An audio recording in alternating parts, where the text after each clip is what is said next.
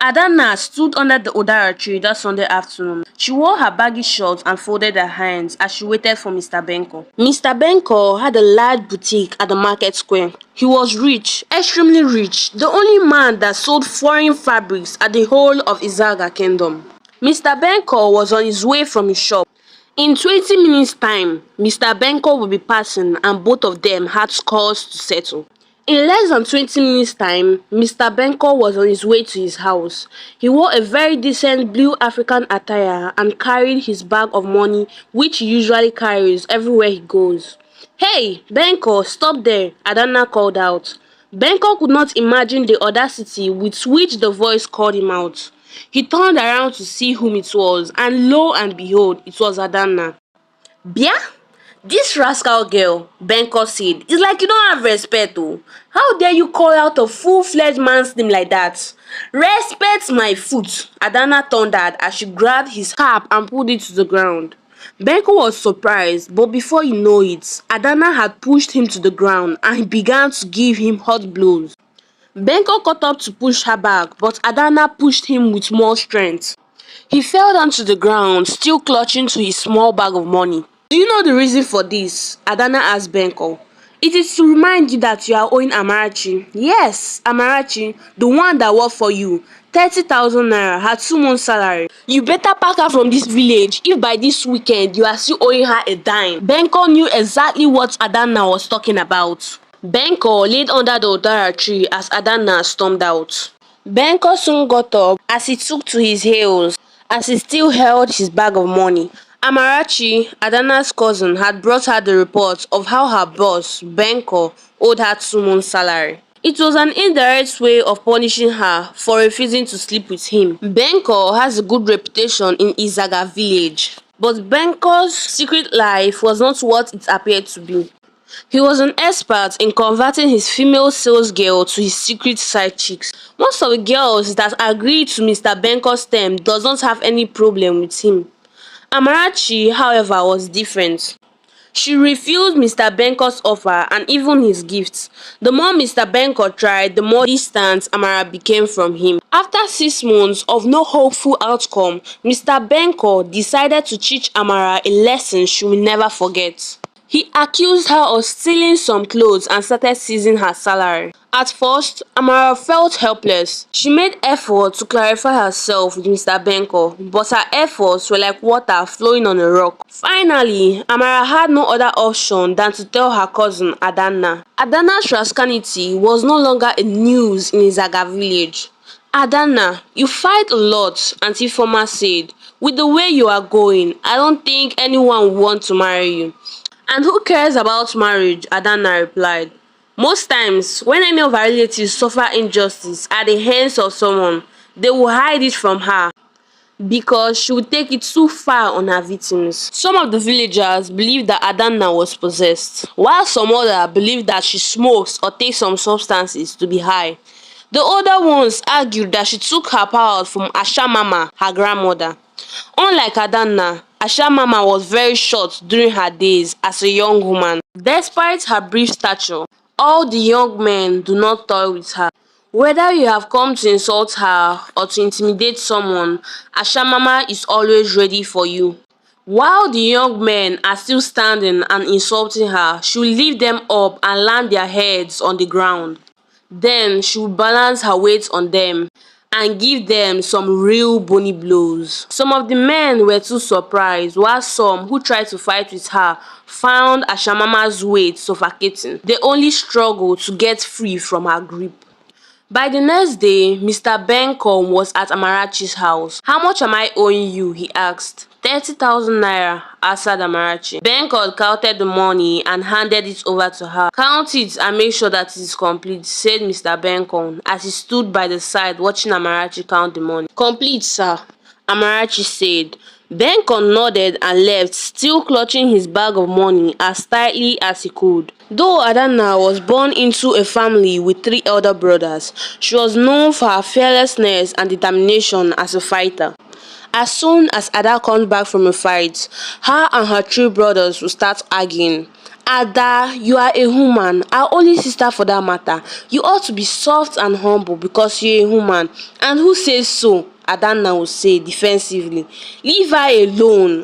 Her father will always say, defending her. She's as courageous as my mother. Most days, while they raise Adanna's issues at home, she always have one defender, her father. My daughter doesn't look for trouble and she's respectful, only that she hates injustice, just like my mother, her grandmother, Mazi Unduka would say. But Adanna doesn't engage in just any fight. Once, one of her cousins wanted her to beat up her ex-boyfriend. So, is he owing you some money? Adanna asked. No, Ada, replied the former. It's just that I have to take my pound of flesh from him for breaking my heart. Adanna let out a chilling laugh as she clasped her hands together. Did he force you to give him your heart, Ifoma? Adanna asked. Ifoma was both surprised and confused. No, Ada, you won't understand.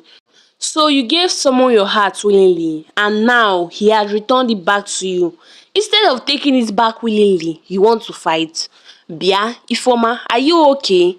Adanna asked. I don't engage in such a fight, Adanna said as she left Ifoma and continued washing her clothes.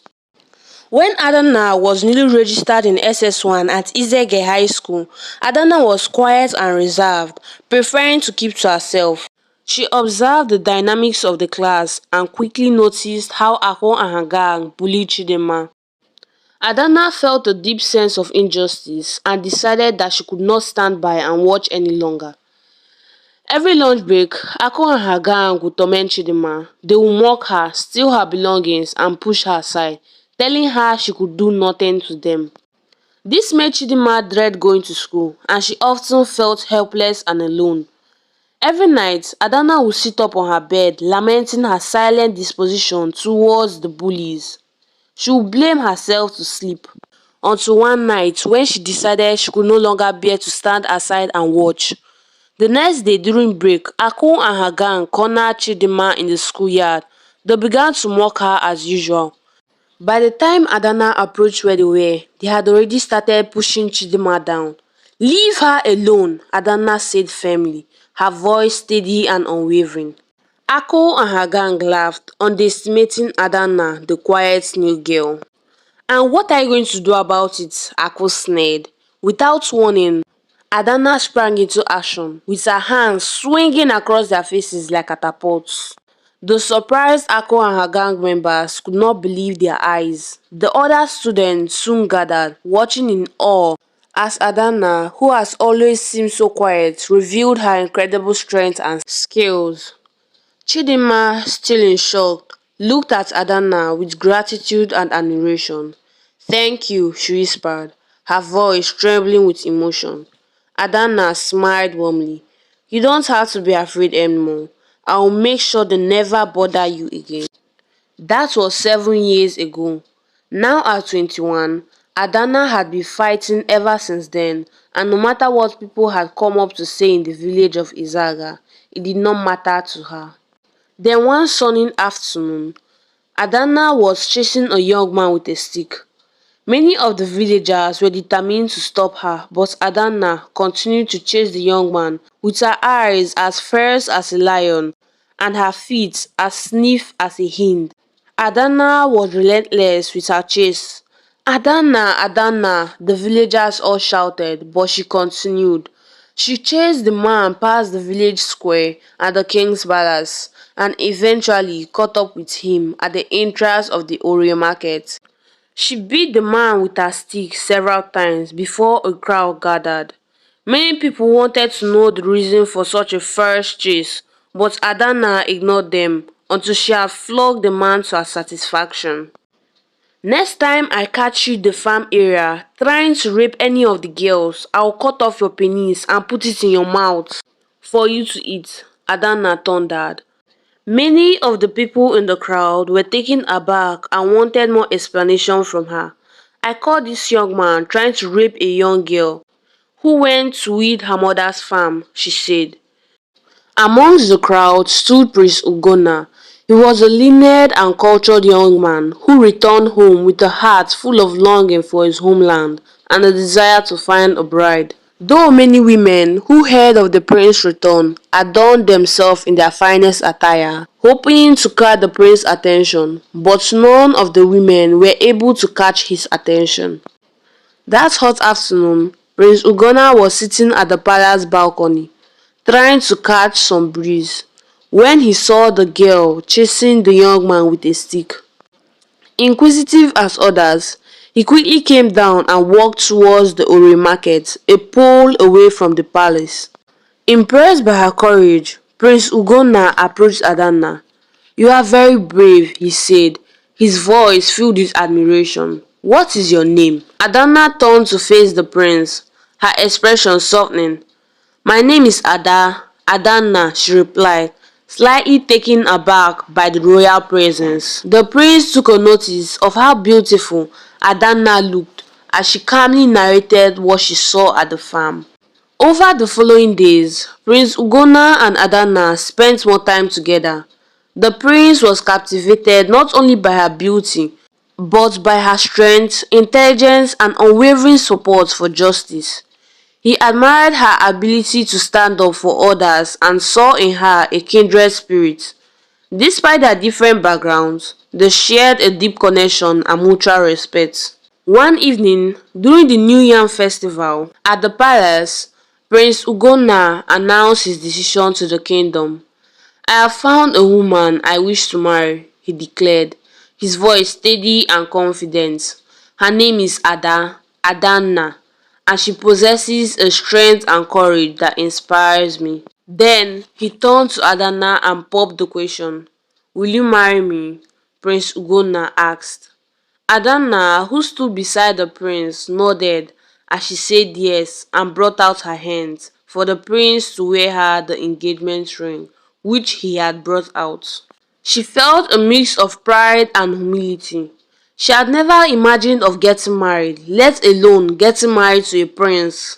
And so, Prince Ugonna and Adanna were married in a grand ceremony, surrounded by their loved ones and the people of Izaga.